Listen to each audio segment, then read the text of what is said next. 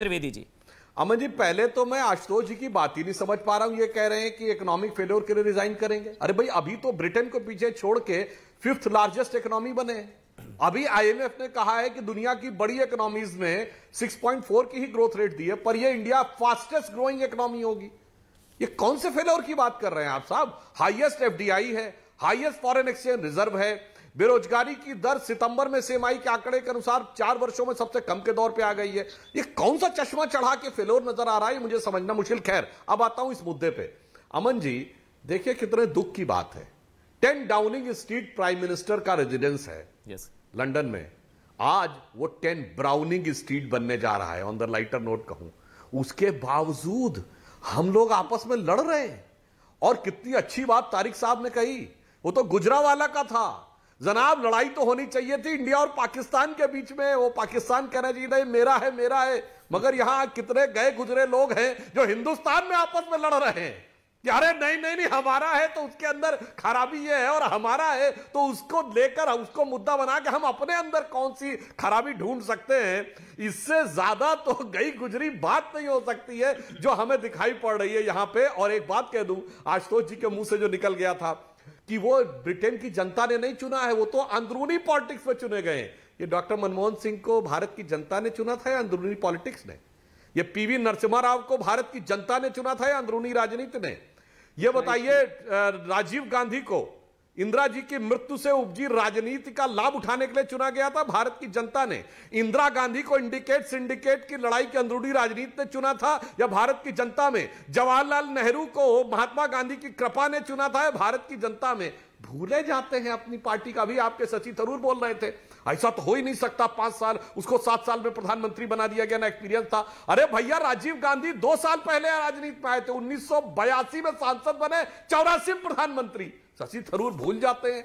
सोनिया गांधी जी सीधे राष्ट्रीय अध्यक्ष, सीधे किसी पद पर रही नहीं, सीधे 98 में राष्ट्रीय अध्यक्ष बन गई। पता नहीं ये कांग्रेस के लोग जो आते, चाहे आशुतोष जी आए, शशि थरूर जी आए, पता नहीं ये सोचते हैं कि देश की जनता मूर्ख है, उसे कुछ याद नहीं है। आज के जमाने में सबके हाथ में इंफॉर्मेशन की पावर है और 2 मिनट में सब पता लग जाता है।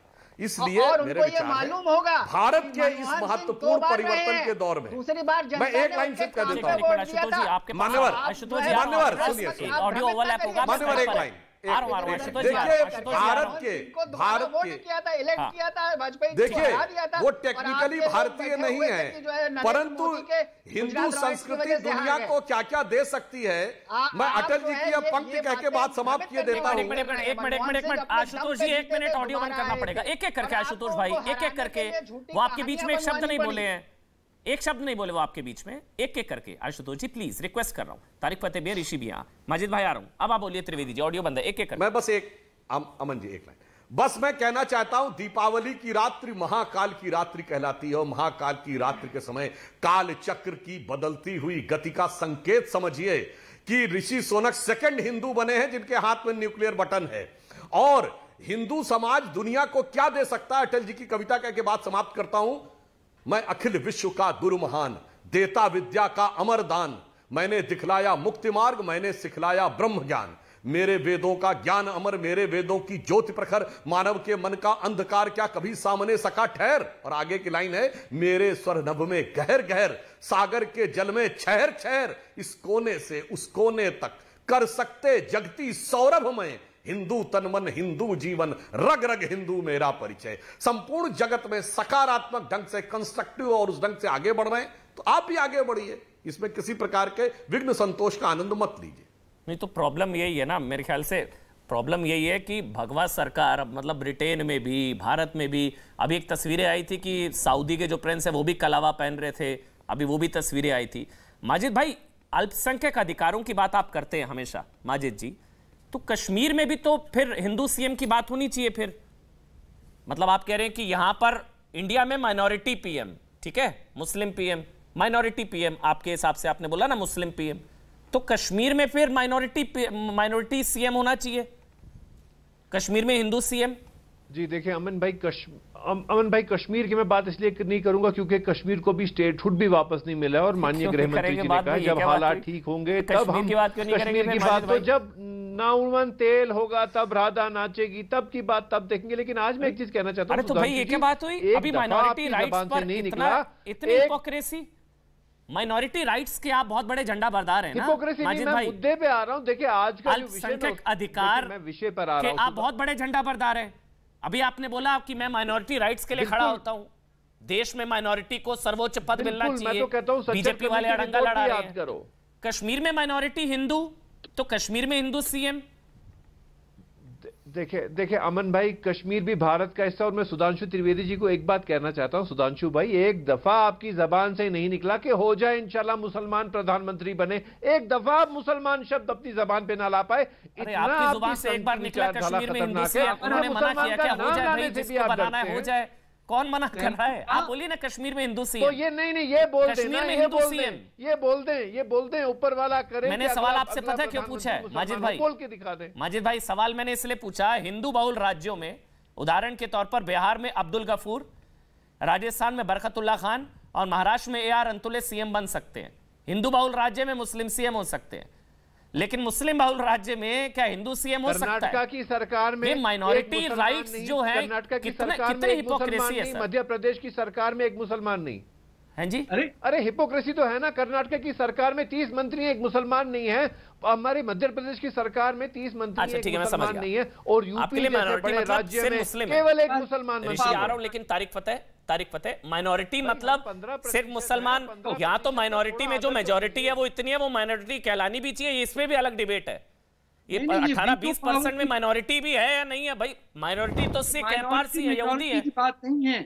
ये कह रहे हैं कि हिंदुस्तान के कवानीन, उनके कानून, कॉन्स्टिट्यूशन पे एक मुस्लिम वीटो होना चाहिए। Yes, you don't understand what they are asking for. ये गजवा हिंद चाहते हैं। ये जुम्मे की नमाज में जो पढ़ते हैं आपके लिए, इनसे पूछिए कि या अल्लाह कौमुल मुस्लिमीन को काफिरों पे फतह नसीब करे।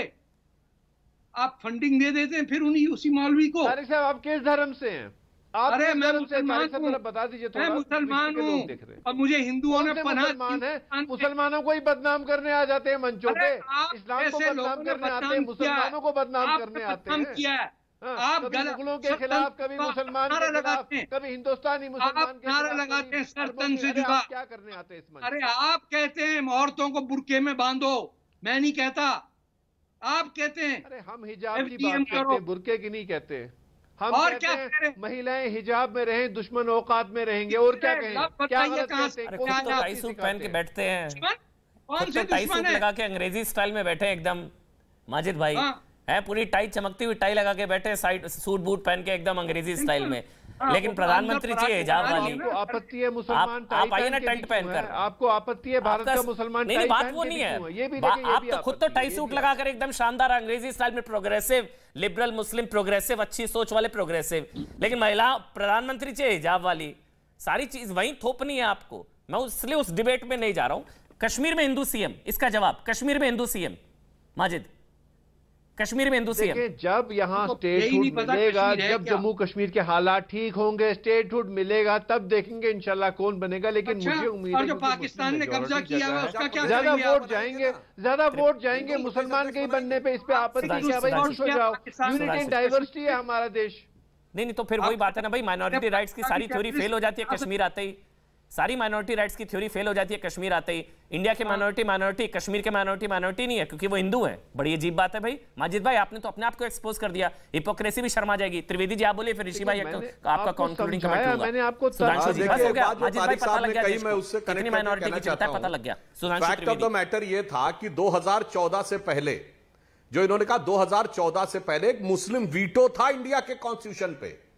अगर शरिया के अगेंस्ट में सुप्रीम कोर्ट जाएगा तो शरिया को मतलब सुप्रीम कोर्ट को कुचल कर कॉन्स्टिट्यूशनल अमेंडमेंट करके शरिया को उसके ऊपर कर दिया जाएगा। शाबानो केस वो जलवाए जलाल चला गया, इसका मलाल हो रहा है आपके दिल में। और रही बात इसकी कि आप ये कह रहे हैं कि मुसलमानों को बदनाम कौन कर रहा, जनाब हिंदुओं में देखिए कौन है। ऋषि सुनक ब्रिटेन के पीएम, कमला हैरिस वहां की वाइस प्रेसिडेंट, माइक्रोसॉफ्ट का चीफ हमारा, गूगल का चीफ हमारा, पेप्सी की चीफ हमारी, और पहले मास्टर कार्ड का चीफ हमारा।